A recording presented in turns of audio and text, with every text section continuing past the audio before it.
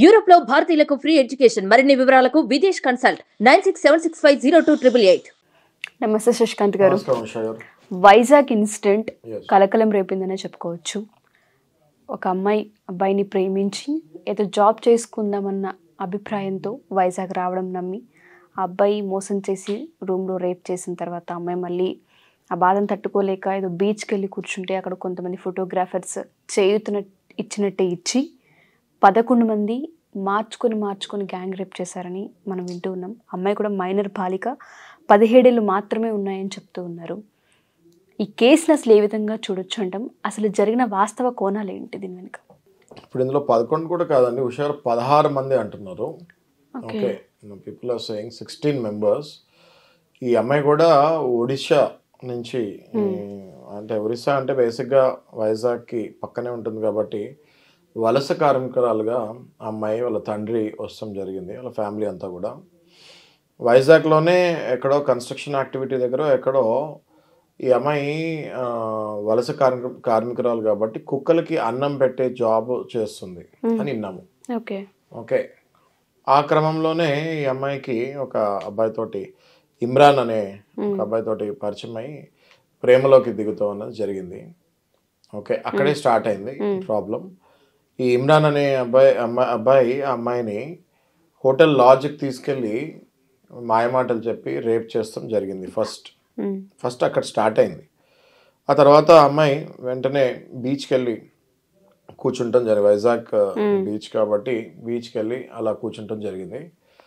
అక్కడికి మళ్ళీ ఎవరో వచ్చి ఒంటరిగా ఉంది పిల్ల అనేసి వచ్చి మాయమాటలు చెప్పి ఏమైంది ఏంటి అని అడిగి నేను నీకు న్యాయం చేస్తాను అని చెప్పి ఆ అమ్మాయిని మళ్ళీ ఇంకొక హోటల్కి తీసుకెళ్ళి, మళ్ళీ ఇప్పుడు ఈ తీసుకెళ్ళిన వాళ్ళు ఫోటోగ్రాఫర్స్ అని మనం వింటున్నాము. వీళ్ళు మళ్ళీ వీళ్ళ గ్యాంగ్ ఆఫ్ ఫ్రెండ్స్ని పిలుచుకొని 1 by 1 it's a gang rape అండి.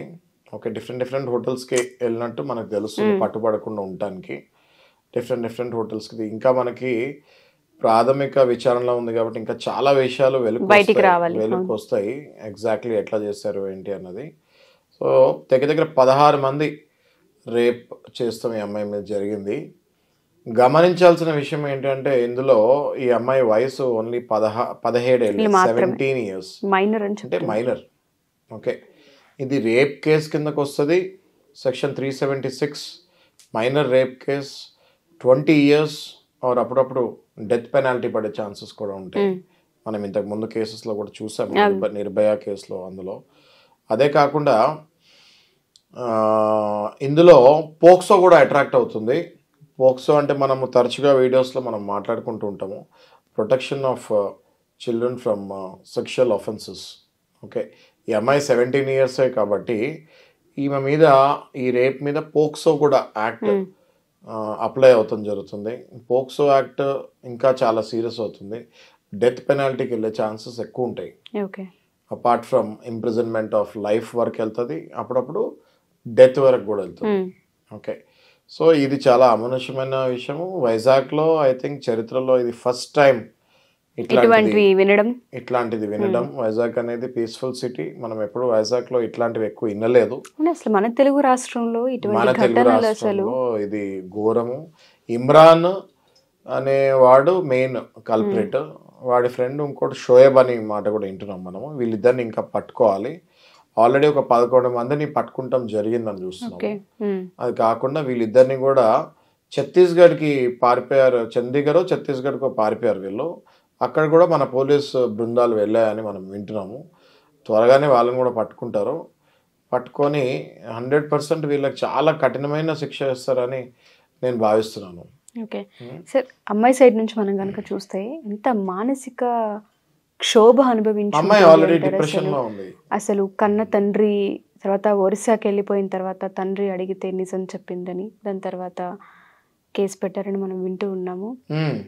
అసలు ఏంటి సార్ ఈ వాస్తవం ఏంటి? అసలు ఇది యాక్చువల్గా ఒక 6 to 7 days హోటల్స్లోనే తిప్పి అమ్మాయిని రేప్ చేశారు. ఏదో 1 day రేప్ కాదు, ఇది 6 to 7 days ఆ అమ్మాయిని హాల్ట్ చేసి హోటల్ టు హోటల్ తిప్పి, హాపింగ్ అంటారు, అది hopping. Okay, hotel to hotel తిప్పి 6 to 7 days ఆ అమ్మాయిని అమానుషంగా రేప్ చేస్తాం జరిగింది. ఇందులో ఎప్పుడైతే 16వ తారీఖు ఎప్పుడో అమ్మాయి మిస్ అవుతాం జరిగితే 17వ తారీఖు ఎప్పుడో వన్ డేలో వాళ్ళ ఫాదర్ రిపోర్ట్ చేస్తాం కూడా, కంప్లైంట్ ఇస్తాం కూడా జరిగింది పోలీస్ స్టేషన్లో. ఎస్ ఇది విశాఖలో గాంధీ సర్కిల్ దగ్గర జరిగింది ఇది.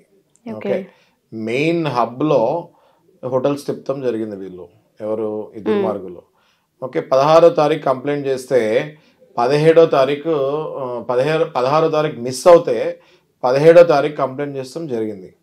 కానీ వీళ్ళ నిర్లక్ష్యమో లేకపోతే వీళ్ళు ఎతకలేకపోయారో మరి ఒక 6 రోజుల వరకు ఆ అమ్మాయిని ట్రాక్ చేయలేకపోయారు. ఈ ఆధునిక టెక్నాలజీలో ఆ అమ్మాయిని వితిన్ 1 అవర్ ట్రాక్ చేయొచ్చు. ఒకవేళ అమ్మాయి మొబైల్ స్విచ్ ఆఫ్ చేశారు అని అంటున్నారు. స్విచ్ ఆఫ్ చేసినా కూడా ప్రతి మొబైల్కి IEMI నంబర్ అని ఉంటుంది, మనందరం వింటూ ఉంటాం తరచుగా ఇన్వెస్టిగేషన్స్లో. IEMI number through mobile switch off అయినా కూడా దాన్ని టవర్ త్రూ ట్రాక్ చేయొచ్చు ఎక్కడ స్విచ్ ఆఫ్ చేస్తారు అన్నది. దాని త్రూ ఈజీగా వైజాగ్ ఈజ్ నాట్ అంత పెద్ద మహానగరం, ఇట్స్ స్మాల్ ప్లేస్. ఓకే, 100% వాళ్ళని పట్టుకునే ఛాన్సెస్ ఉన్నాయి. బట్ ఇది పోలీస్ వాళ్ళ నిర్లక్ష్యమా లేకపోతే ఎగ్జాక్ట్లీ ఎట్లా ఇది మిస్ అయింది అన్నది మనకి ఇన్వెస్టిగేషన్లో తెలుస్తుంది. This will be too early to comment on anyone. But still జరిగిందో అన్యాయము.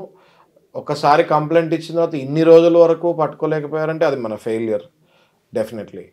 సో అమ్మాయి ఏదైతే డెఫినెట్గా చాలా బాధాకరమైన విషయము, ఇంకా తిరిగి రాదు. బట్ డెఫినెట్లీ ఈ అబ్బాయిలకి మళ్ళీ ఇది ఒక పెద్ద లెసన్ లాగా వచ్చేటట్టు మనం పనిష్మెంట్ ఇవ్వాలి. ఎగ్జాక్ట్లీ మీరు అన్నట్టుగానే పనిష్మెంట్ అనేది నెక్స్ట్ టైం ఇలాంటివి చేయాలన్నా ఆ ఊహ వస్తేనే భయపడే విధంగా పనిష్మెంట్ అదొక్కటే ఎక్స్పెక్ట్ చేస్తున్నారు సార్ ప్రతి ఒక్కరు. ఎందుకంటే ఆ అమ్మాయికి జరిగిన డ్యామేజ్ ఎవ్వరం తీసుకురాలేము. అంత చిన్న వయసులో ఆ పెయిన్, ఆ క్షోభ ఏ విధంగా ఉండి అనుభవించిన ఆ పాపకు మాత్రమే తెలుస్తూ ఉంటుంది అది. Thank you so much sir. మీరు అన్నట్టుగా న్యాయస్థానాలు స్పందించి త్వరగా ఎవరైతే ఈ ఘటనకి పాల్పడ్డారో, ఎవరైతే వీటన్నిటికీ ప్రోత్సహించారో వాళ్ళందరూ వెలుగులోకి రావాలి, వాళ్ళకి శిక్ష పడాలి. నెక్స్ట్ టైం ఇటువంటి రిపీట్ కాకుండా ఉండాలని కోరుకుందాం. Thank you sir. Thank you so much.